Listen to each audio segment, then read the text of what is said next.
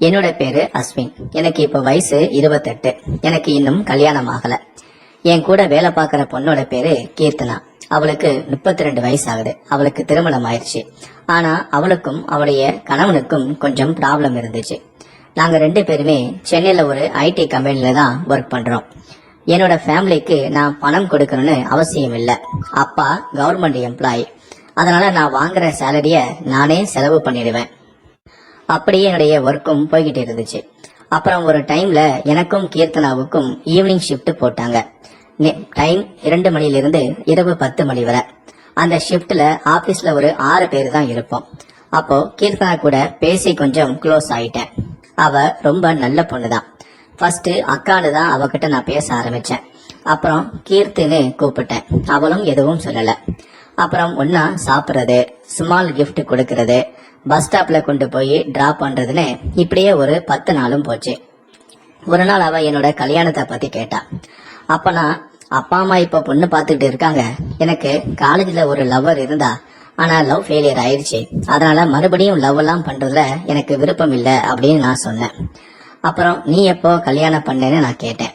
ஏன் இன்னும் உனக்கு குழந்தை பிறக்கலன்னு நான் கேட்டேன். அதுக்கு அவளோ, எனக்கு 24 வயசுலயே கல்யாணம் பண்ணி வச்சுட்டாங்க.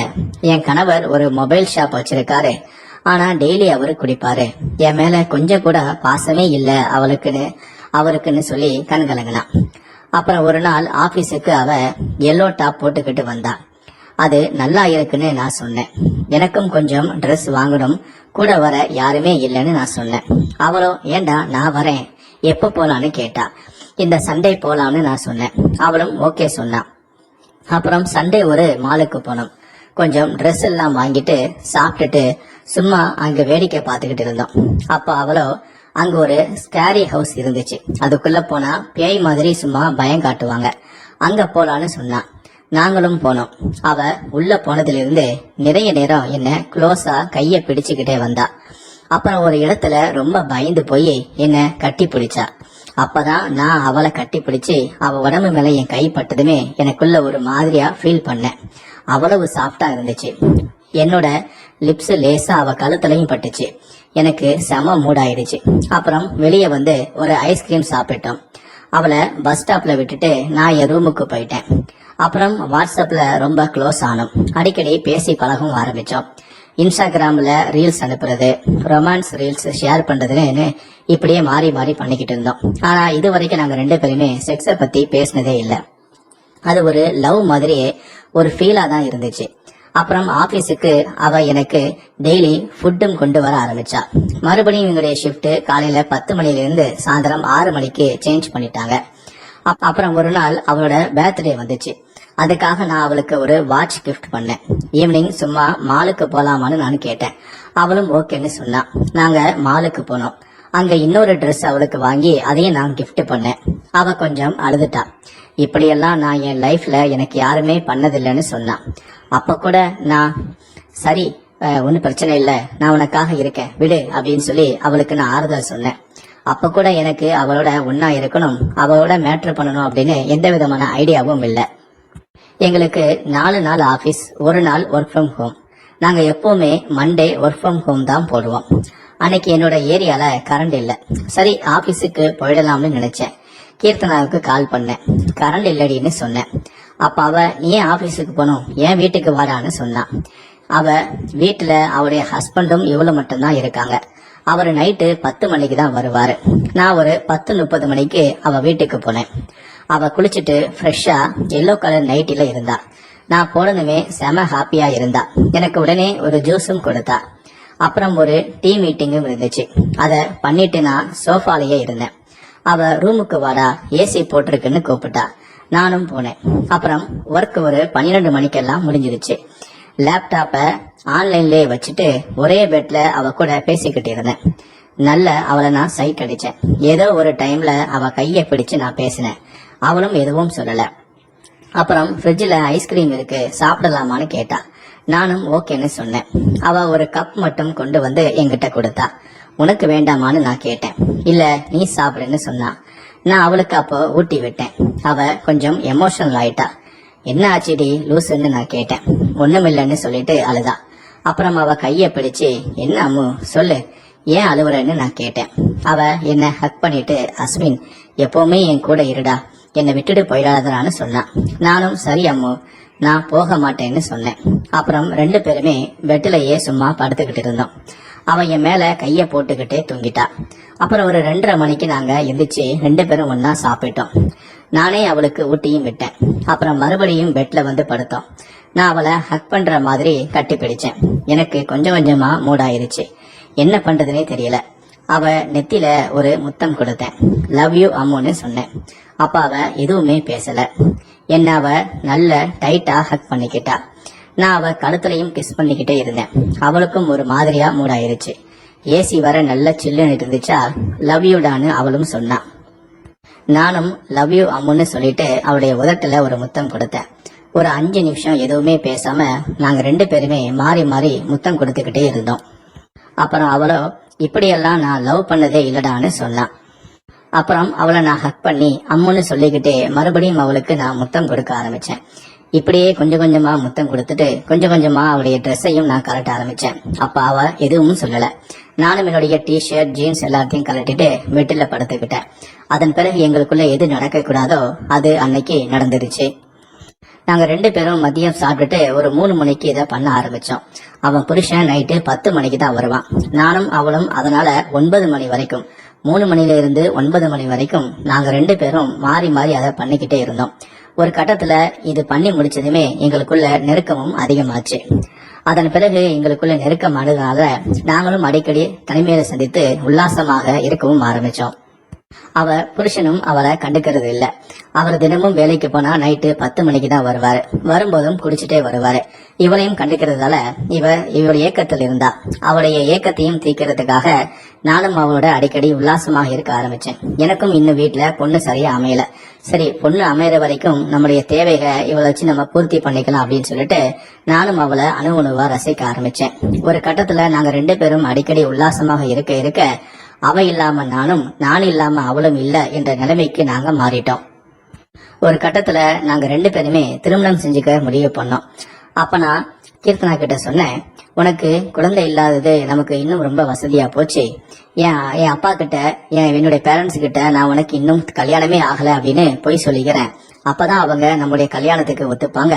நாம 2 பேரும் கல்யாணம் பண்ணிட்டு வாழ்க்கை முழுவதும் சந்தோஷமா இருக்கலாம்னு சொன்னேன். அவளும் இதை சொன்னதுமே அவ அழுதுட்டா. நான் இதை எப்படி உங்ககிட்ட சொல்லதுதான் இவனால தவிச்சுக்கிட்டு இருந்தேன். நீயே ஒத்துக்கிட்ட. சரி, இப்ப நம்ம எப்படி கல்யாணம் பண்றது? என் கணவனை முறைப்படி டைவர்ஸ் பண்ணுவா அப்படின்னு சொல்லி கேட்டா. அப்பதான் நான் ஒரு விஷயம் யோசிச்சேன். டைவர்ஸ், கோர்ட்டு கேஸ் இப்படி போனா கண்டிப்பா கீர்த்தனாவுக்கு கல்யாணம் ஆயிடுச்சுங்கிற விஷயம் நம்முடைய பேரண்ட்ஸுக்கு தெரிஞ்சிடும். பின்னாடி அவங்க இந்த கல்யாணத்துக்கு சம்மதிக்க மாட்டாங்க, பிரச்சனை பண்ணுவாங்க. அதனால டைவர்ஸ், கோர்ட்டு கேஸ் இந்த மாதிரி வேண்டாம், வேற ஏதாவது வழியில ஏதாவது பண்ணணும் அப்படின்னு சொல்லி நான் கீர்த்தனை கிட்ட சொன்னேன்.